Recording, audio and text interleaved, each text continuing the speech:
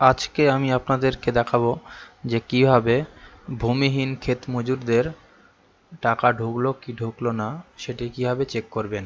দেখুন, কিছুদিন আগে আমরা সকলেই ভূমিহীন ক্ষেত মজুরদের জন্য ফর্ম ফিল আপ করে আমাদের নিজস্ব বিডিও অফিসে জমা দিয়েছি, কিন্তু এখনও টাকা ঢোকেনি। টাকা ঢোকা এখনও শুরু হয়নি, কেবলমাত্র যুবসাথী প্রকল্পেরই টাকা দেওয়া শুরু হয়েছে।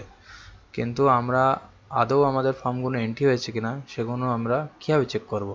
প্রথমে তোমরা গুগলে চলে আসবে, নিজের মোবাইল থেকেও করতে পারবে বা কম্পিউটার থেকেও করতে পারবে। গুগলে এসে সার্চ করবে ভূমিহীন ক্ষেত মজুর।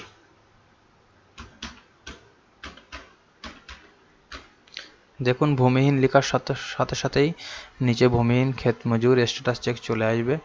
আপনারা জাস্ট এটাতে ক্লিক করবেন, করলে প্রথমেই যে লিঙ্কটা চলে আসবে ভূমিহীন ক্ষেত মজুর, এটাতে ক্লিক করবেন। করলে ওয়েবসাইটটি ওপেন হয়ে যাবে। ওপেন হলে এমন একটি ইন্টারফেস আসবে। দেখুন, লেখা আছে ফার্মার সার্চ। ফার্মার সার্চের নিচে লেখা আছে যে কীভাবে সার্চ করতে পারবেন। সার্চ বাই অ্যাকনোলেজমেন্ট নম্বর অথবা আধার কার্ড অথবা মোবাইল নাম্বার। সাধারণত আপনাদের কারো কাছে অ্যাকনোলেজমেন্ট নম্বরটি আপাতত নেই, সেহেতু আপনারা আধার নাম্বার বা মোবাইল নাম্বার দিয়ে চেক করতে পারবেন। মোবাইল নাম্বার যেটা আপনার ফর্মে লিখে দিয়েছিলেন সেটা দিয়ে। তো আমরা আধার নাম্বার দিয়ে চেক করব যে আমার ফর্মটি আজকে চেক করে দেখব যে সাবমিট হয়েছে কিনা ফর্মটা ঠিকঠাক।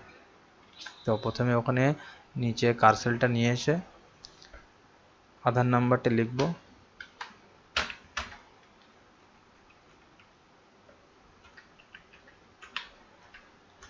লেখা হয়ে গেলে দেখুন ডান সাইডে সার্চ বাটনটি আছে। সার্চ বাটনটির উপরে সার্চ করলে দেখুন আমার স্ট্যাটাস চলে আসবে।